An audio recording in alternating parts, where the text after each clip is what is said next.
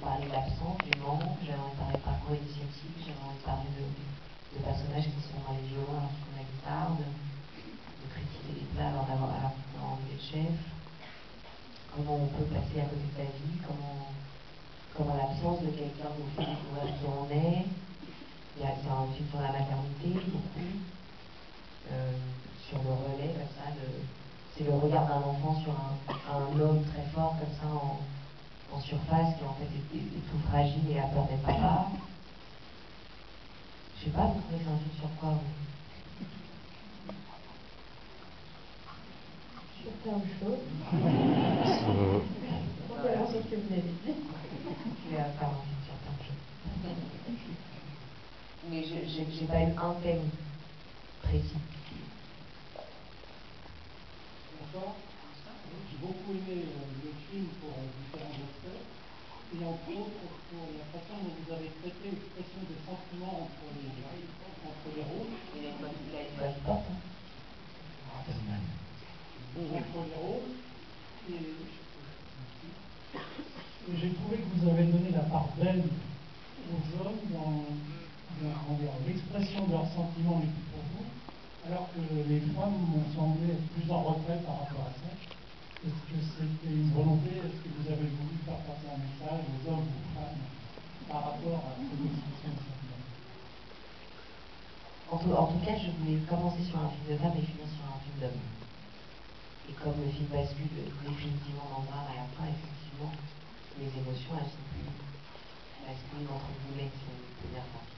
Et puis moi, les hommes qui me touchent, c'est des hommes sensibles et c'est des hommes qui apparaissent comme ça, comme des rocs, et puis dès que tu vas un petit peu gratter, tu te rends compte que c'est les plus poétiques, les plus romantiques, les plus sensibles. Et moi, j'adore les hommes qui pleurent, j'adore offrir les fleurs aux hommes, j'adore.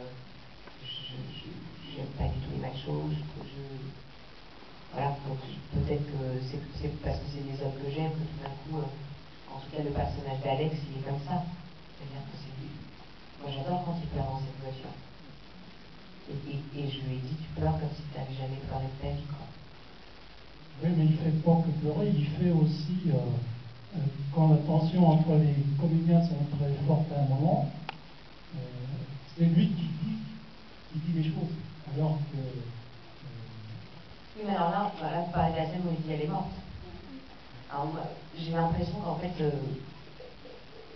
à ce moment-là, par rapport à ce petit garçon qui connaît depuis pas si longtemps, je pense que Lisa est incapable de prononcer ce mot-là, à ce moment-là, en tant que d'abord maman, et puis après en tant que sœur.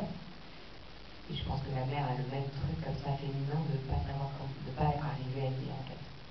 C'est-à-dire que moi, chez moi, on m'a jamais annoncé aucune mort de personne, hein, mais je sais que souvent, quand ma mère essaie de dire quelque chose de dur, il y a un moment, il n'y arrive pas. C'est souvent mon père qui arrive à le dire à sa place. Il y a un truc comme ça de force, je sais pas, oui, je sais pas. Je vous avouerai que là, je sais pas comment.